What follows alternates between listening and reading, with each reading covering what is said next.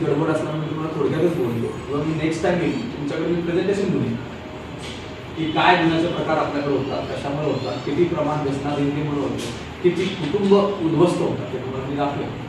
तुमचे बऱ्याच लोकांचे कुटुंब असतील, तुमची लहान लहान मुलं असतील, काही मुलं काही मुलं शिकत असतील, त्याचा काही दोष नाही. का आपण त्यांना त्रास देतो? आपण फक्त याच्यातनं बाहेर पडलं पाहिजे आणि तुम्ही पडू शकता, 100% सांगतो तुम्ही पडू शकता. असे मी तुम्हाला हजारो उदाहरणं देऊ शकतो. जर मी धुळ्यामध्ये असताना सुद्धा एक असा व्यक्तीला मी माझ्या अशा कार्यक्रमामध्ये घेऊन जायचो, तो अंडरवर्ल्डमध्ये होता. अनेक शिक्षा भोगून मग तो बाहेर आला होता. व्यसनाधीनता गुन्हेगारी शिक्षा भोगून बाहेर आला. आता तो पुण्यामध्ये अशीच एक संस्था त्या ठिकाणी काम करतो आणि रावचुरांची संस्था तर तिला तो काम करतो. तो असं सायकोलॉजिस्ट म्हणून त्याला काम करतो. मग त्याने ॲडमिशन भेटलं, BA MA केलं सायकोलॉजिस्ट, ते PhD केलं सायकोलॉजीमध्ये. म्हणजे एक माणूस बाहेर पडून इतकं सगळं करू शकतो, ते पॉसिबल आहे. बाहेर पडणं काही अवघड नाही. तर तुम्हाला सगळ्यांना मी पुन्हा एकदा शुभेच्छा देतो. तुम्ही या सगळ्या गोष्टीतून बाहेर पडायला पाहिजे. मी नेक्स्ट टाइम येईल तेव्हा याच्यात बऱ्याच लोकांनी सांगितलं होतं की सर या संस्थेमुळे आम्ही बाहेर पडलेलो आहे. आता मी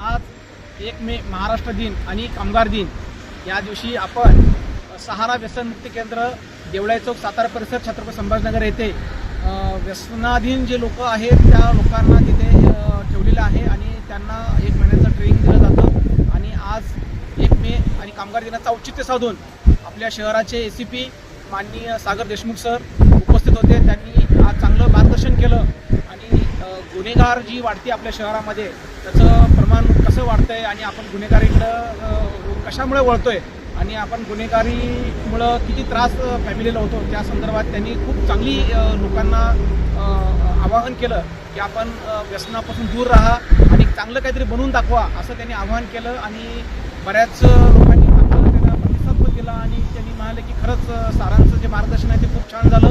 आणि आज या सहारा व्यसनमुक्ती केंद्राचे सुनील बडे सर, सोनवणे सर आणि आपल्या आधार माणुसकीचा व्यसनमुक्ती सामाजिक सेवाभावी संस्थेचे दादासाहेब भंडे आणि 2-3 पदाधिकारी उपस्थित होते आणि खूप छान कार्यक्रम झाला.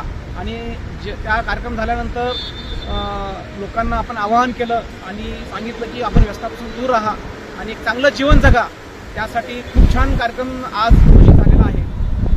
त्याबद्दल मी सागर देशमुख सरांचं खूप आभार मानतो. धन्यवाद.